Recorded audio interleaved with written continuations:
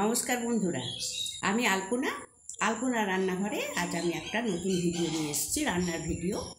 আপনারা তাহলে আসুন দেখা যাক আমি কিসের ভিডিও নিয়ে এসেছি আপনাদের জন্য। এই যে বন্ধুরা, আমি একদম কেটে পরিষ্কার করে ধুয়ে নিয়ে রেডি করে একেবারে এসেছি।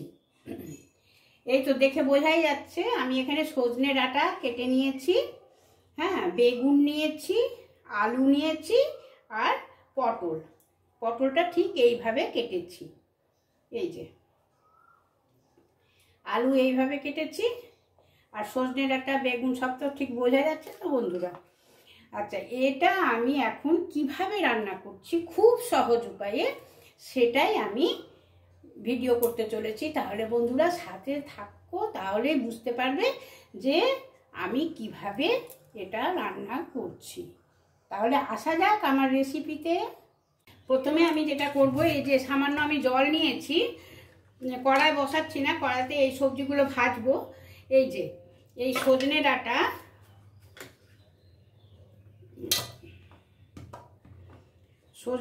আর আলু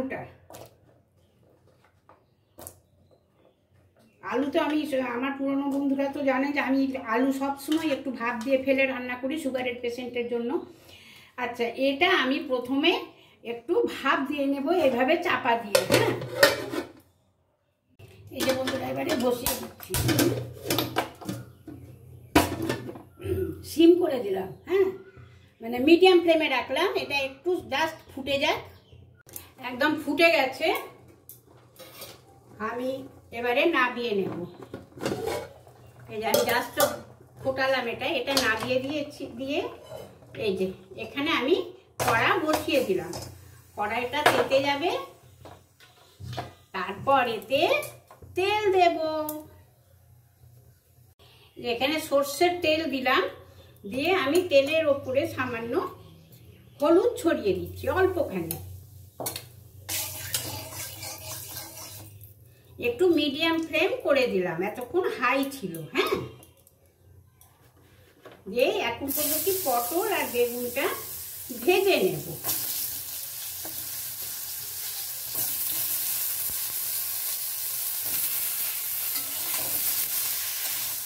একবারে সিম করে দিলাম।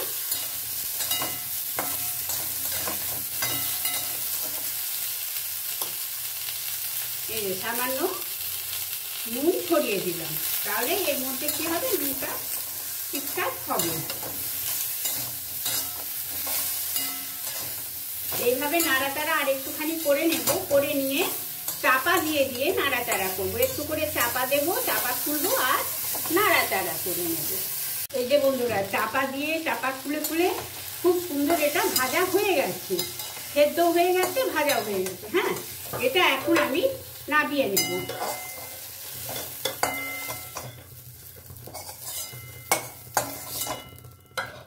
এইভাবে করে দেখবেন বন্ধুরা, অসাধারণ লাগে খেতে। এবার আমি একটু সর্ষের তেল দিলাম। এটাতে কি ভাজবো দেখা যাক কি ভাজছি। এই যে বড়ি না হলে ভালো লাগে, 2-4 টুকরো বড়ি ভেজে নিচ্ছি। বড়িটাও ভেজে আমি তুলে নেব, লাল করে ভেজে নেব। হ্যাঁ, ভাঙা বড়ি, কিন্তু এটা গোটা বড়ি দিচ্ছি না। সবজির পরিমাণে বড়ি দিয়েছি। সবজিটা তো আমার পরিমাণটা তো বুঝতেই পারছো বন্ধুরা, যে কি পরিমাণে আমি সবজিটা করছি। বড়ি ভেজে তুলে নিলাম, 1 পিস থেকে গেছে।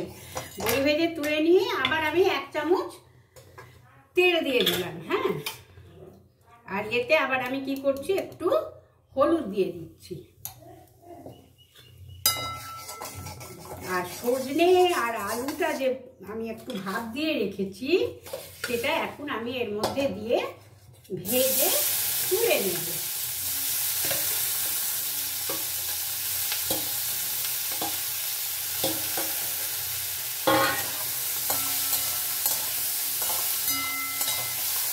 এটাও আমি চাপা দিয়ে ভালো করে একদম সিম করে চাপা দিয়ে ভালো করে ভেজে নেব। হ্যাঁ, এতেও আমি সামান্য একটু নুন ছড়িয়ে দেব। হ্যাঁ, তাহলে ডাঁটাগুলোতে কি হবে, ভাজার সময় নুনটা ঠিক ঢুকবে,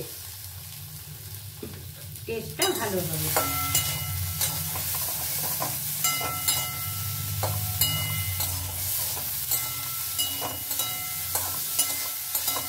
দিয়ে আবার চাপা দিয়ে দিয়ে নাড়া।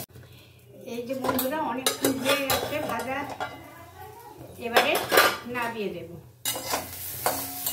ডিম করে করে আমি অনেকক্ষণ ধরে এটা ভাজলাম, এতে কেমন সুন্দর কালারটা এসছে। এবারে এটা সম্পূর্ণ আমি নামিয়ে নেব। কড়াই আমি 1 চামচ তেল দিয়েছি, সরষের তেল। হ্যাঁ,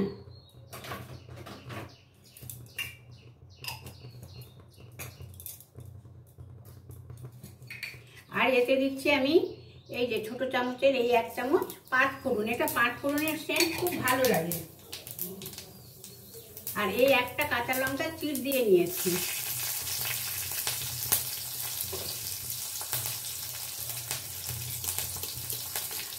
সবজিগুলোতে সব হলুদ দেওয়া আছে, আমি সামান্য একটু হলুদ দিলাম। আর ছোট দেখে একটা টমেটো এইভাবে ছোট ছোট পিস করে নিয়ে দিচ্ছি। এটা এর মধ্যে দিয়ে একটু নাড়াচাড়া করে নিচ্ছি। সবজিতে নুন দেওয়া আছে, এখন পরিমাণ মতন একটু নুন দিচ্ছি।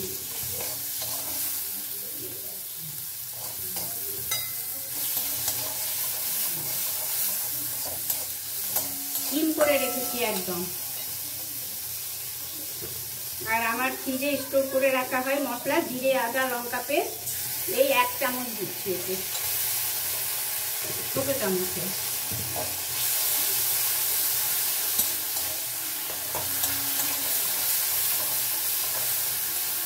জাস্ট একটুখানি নাড়াচাড়া করবো।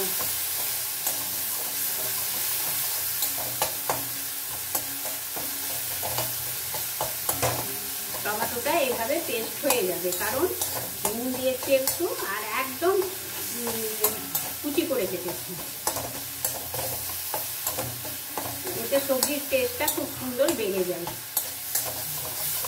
আর রান্না কিন্তু ধৈর্যের ব্যাপার, ধৈর্য ধরে রান্না না করলে রান্না ভালো হয় না। এবারে আমি যে ভেজে রাখা সব সবজিগুলো এমনকি বড়িও এর মধ্যে অ্যাড করে দিলাম।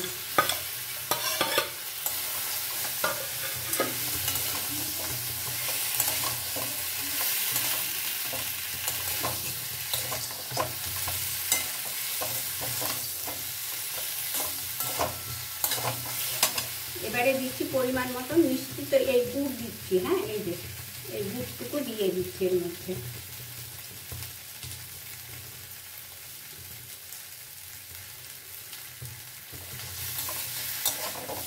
একটু ভালো করে নাড়াচাড়া করে নেব।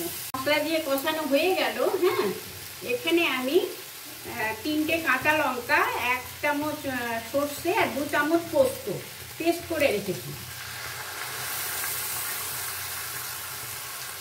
মশলার বাটিটা ধুয়ে সামান্য জলের মধ্যে অ্যাড করে দিলাম। আর সিম ছিল, আমি একটু মিডিয়াম ফ্লেম করে দিলাম।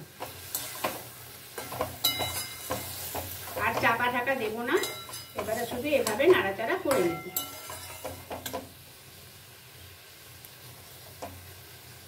একদম সুন্দর হয়ে গেছে। এবারে আমি দেবো এর মধ্যে একটু, তো কাঁচা লঙ্কার সেন্ট খুবই ভালো লাগে, তাই না? এই যে কাঁচা লঙ্কা, আমি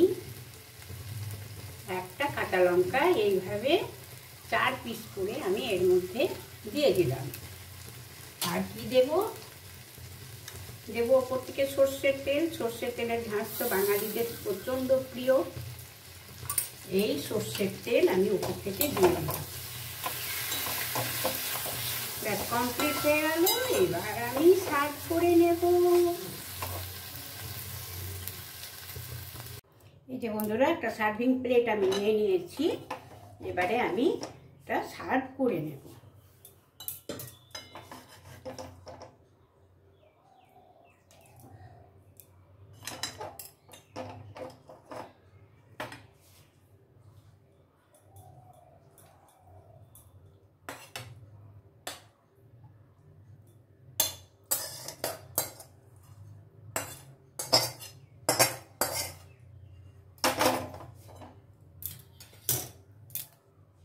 এই যে বন্ধুরা, সুন্দর করে সার্ভ করে নেওয়া হয়েছে।